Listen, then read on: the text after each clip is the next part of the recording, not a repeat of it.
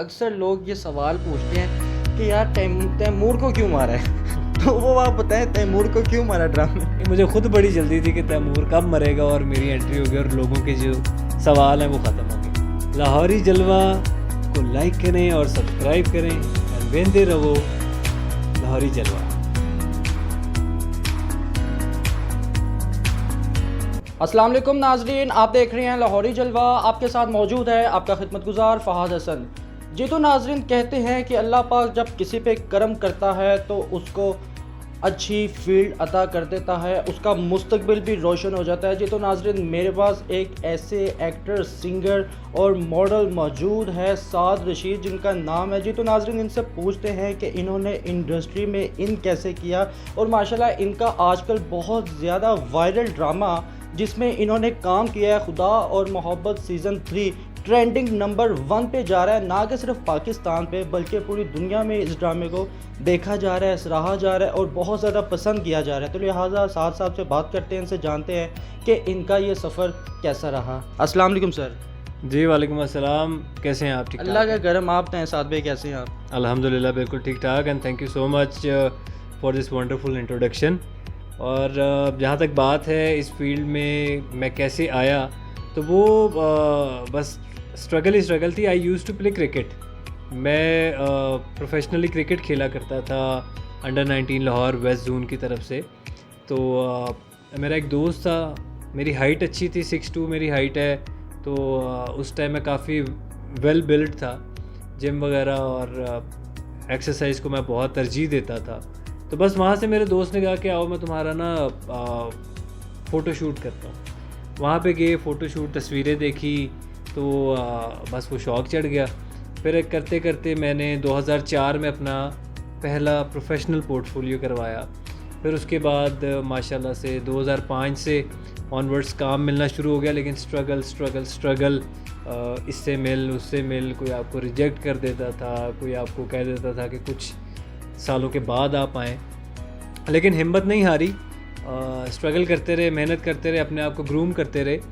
तो इवेंचुअली फिर अब आपके सामने अल्हम्दुलिल्लाह एक टाइम पे I was in top 15 models, क्योंकि मॉडलिंग से स्टार्ट किया था।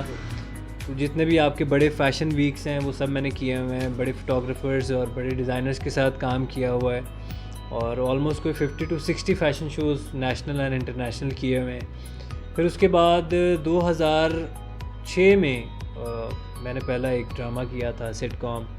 फिर एक प्राइवेट चैनल है, उसका ड्रामा था, वो किया। फिर उसके बाद एक्टिंग में भी आ गए। फिर 2016 में मैंने अपना प्रोफेशनली पहला डेब्यू जो गाना था दिल दा वूफर, उसको लॉन्च किया था। उसके बाद माहिया किया था और अब इंशाल्लाह इसी साल मेरा तीसरा जो ट्रैक है लव यू बेबी, वो भी आ रहा है। तो बस ये मेरी स्टोरी है।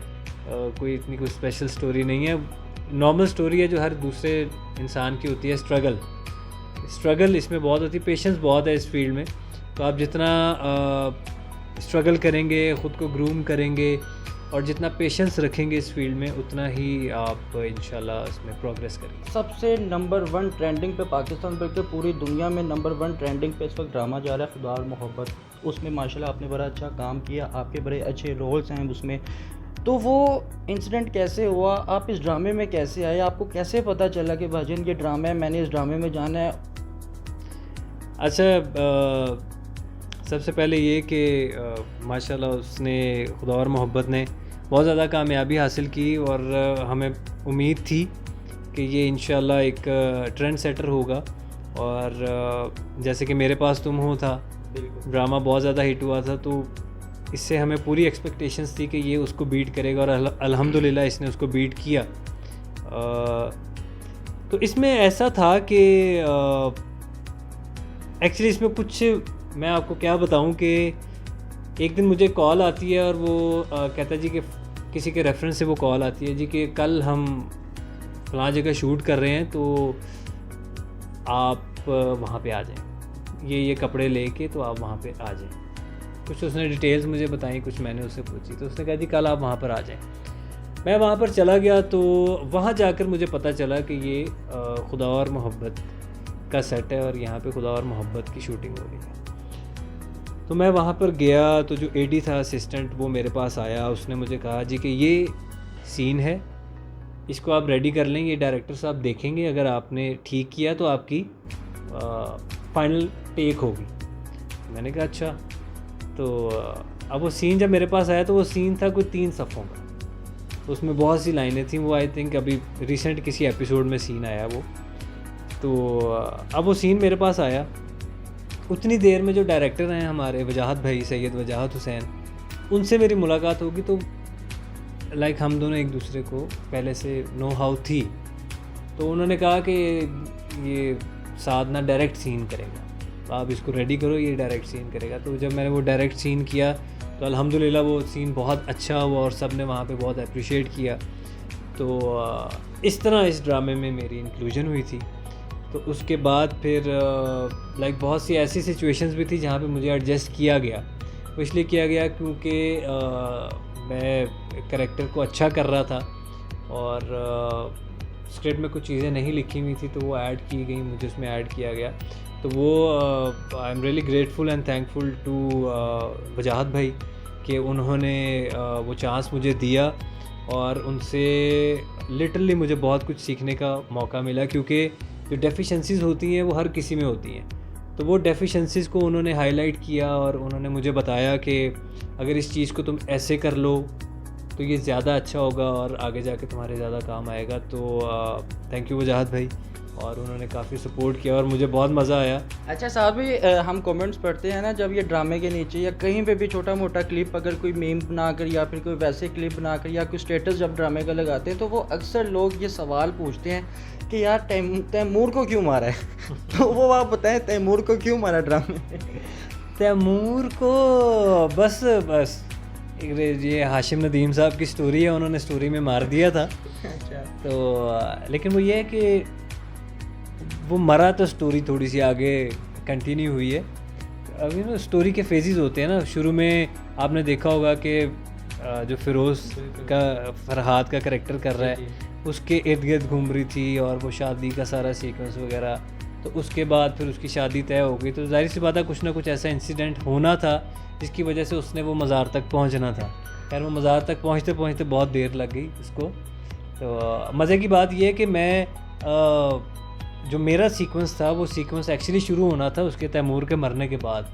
तो मेरे से इतना ये क्वेश्चन होता था कि आप कब आ रहे हैं, आप कब आ रहे हैं, आप इस एपिसोड में भी नहीं हैं, आप इस एपिसोड में भी नहीं हैं। तो वो क्वेश्चन जो था वो मेरे लिए ना एक वो बहुत ही ना इरिटेटिंग हो गया था कि आप कब आएंगे, आप इस ड्रामे में कब आएंगे। तो वो एक्चुअली आना तब था जब तैमूर ने मरना था। तो मुझे खुद बहुत जल्दी, खुद इंतज़ार कर रहे थे तैमूर कब मरे, कब में आओ। एग्जैक्टली मुझे खुद बड़ी जल्दी थी कि तैमूर कब मरेगा और मेरी एंट्री होगी और लोगों के जो सवाल हैं वो ख़त्म होंगे।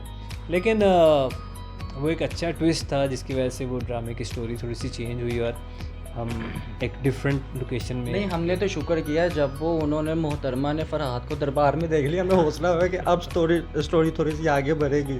नहीं, अभी आप उसको देखें, आगे बहुत ज़्यादा इसमें ट्विस्ट हैं और जिस तरह लोग एक अंदाज़े लगाते हैं कि स्टोरी में ऐसा होगा, तो इसकी इंशाल्लाह स्टोरी बिल्कुल डिफरेंट है। और जितना अभी तक लोगों ने इसको अप्रिशिएट किया, आने वाली एपिसोड्स में मज़ीद इसको अप्रिशिएट ये ड्रामे की वजह से ना लोग बहुत परेशान हैं। लोग कहते हैं कि बहजन वो फरहाद के साथ उसकी शादी हो जाएगी, कुछ लोग कहते हैं नहीं जी नहीं, वो जो तैमूर साहब के भाई के साथ, जुनैद साहब के साथ उनकी शादी हो जाएगी। जाएगी किसके साथ, या फिर अपने घर चली जाएगी? देखिए, मैं तो चाहूँगा कि मेरे साथ चली जाए लेकिन ऐसा पॉसिबल नहीं है। लेकिन देखें, अभी मैं डिस्क्लोज़ नहीं कर सकता। लेकिन ये बहुत से ट्विस्ट हैं, यानी कि कुछ होगा फिर लोग समझेंगे देखो मैंने कहा था ना ऐसा होगा, लेकिन वो एक्चुअली ऐसा नहीं होगा, वो आगे जाके चेंज होगा। और अच्छा, आप लोगों को इतना डायरेक्टर प्रोड्यूसरों ने इतना पक्का क्यों किया होता है कि यार कुछ भी नहीं बताना है? देखिए, बताने का फायदा स्टोरी नहीं ना पूरी पूछ रहे, कोई हिंट पूछ रहे हैं ताकि पता चले यार ये कुछ होना है, कुछ ऐसा होगा, इससे रेलिवेंट कुछ होगा ऐसा। देखें, अगर आप हिंट भी दे देना तो हमारी आवाम इतनी इंटेलिजेंट है कि वो अपनी तरफ से ना अंदाज़े लगा लेती है, जिसकी वजह से क्या होता है कि ड्रामा का सस्पेंस थोड़ा सा ख़राब हो जाता है। तो ड्रामे के सस्पेंस को बरकरार रखने के लिए आई थिंक कि उसको छुपा के रखना चाहिए कि आगे क्या होने वाला है। तो अभी आप देखें तो फिर उसका आप फीडबैक दीजिएगा उनके ऑफिशियल चैनल। सही हो गया। तो आगे आपके कितना मज़ीद आपका भी काम करा हुआ है इस ड्रामे में? यार अभी काफ़ी है, अभी आई थिंक 6 से 7 एपिसोड्स में और है अभी इसकी ऑल। टोटल एपिसोड कितनी बनी है?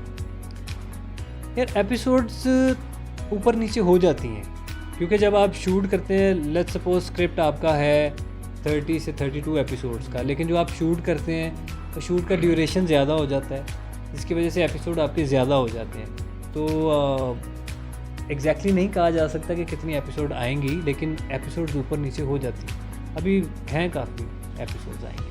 सही हो गया। अच्छा, साथ साथ कोई पैगाम देना चाहेंगे हमारे देखने वालों को, चाहने वालों को, किसी भी फील्ड से रिलेटेड, ज़िंदगी के बारे में, ड्रामे के बारे में, तैमूर को क्यों मारा उसके बारे में, किसी के बारे में कुछ बता दें बस। मैं यही कहूँगा जी कि सबसे पहले तो आप इनका चैनल लाइक करें, सब्सक्राइब करें, क्योंकि ये बहुत हार्ड वर्किंग लड़का है और ये बहुत मेहनत कर रहा है। तो अगर हम लोग अपने पाकिस्तान के टैलेंट को, लोकल टैलेंट को प्रमोट नहीं करेंगे तो फिर ये लोग भी डिसहार्ट होके अपना शौक़ जो है, अपना पैशन जो है उसको छोड़ देंगे। एंड सेकेंडली मैं ये कहूँगा कि कीप वॉचिंग खुदा और मोहब्बत, और उसको आप जितनी ज़्यादा हाइप दे सकते हैं उसको दें, क्योंकि माशाल्लाह बहुत मेहनत की है पूरी टीम ने, प्रोडक्शन हाउस ने, सेवन स्काई ने, हमारे डायरेक्टर वजाहत भाई ने, और जितने भी आर्टिस्ट हैं उन सब ने बहुत मेहनत की है इस ड्रामे को लेकर। सो आप जितना प्यार इसको दे रहे हैं, thank you so much. And मेरा जो करैक्टर है शाकिर का, उसको भी देखते रहें, उसका भी फीडबैक जो है वो उनके ऑफिशियल चैनल पे ज़रूर दिया करें हर एपिसोड के बाद। और थर्डली ये कहूँगा कि इसके बाद मेरा एक नया सीरियल आ रहा है, इंतहाए इश्क, जिसको प्रोड्यूस किया है खुरम रियाज़ एंड इरफान रफ़ीक ने, जो कि एक प्राइवेट चैनल पे आएगा।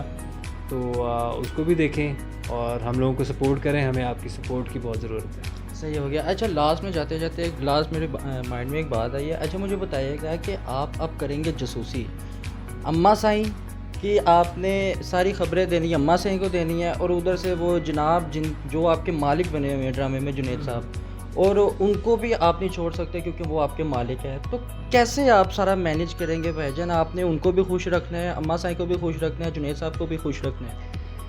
देखिए, हो सकता है कि अम्मा सैन को जो मैंने कहा है वो मेरा सियासी बयान हो, क्योंकि मैं हूँ तो अपने साईं का ही वफादार। तो देखते हैं, लेकिन अब अम्मा सैन मुझे नहीं बुलाएगी। लाहौरी जलवा को लाइक करें और सब्सक्राइब करें एंड वेंदे रहो लाहौरी जलवा।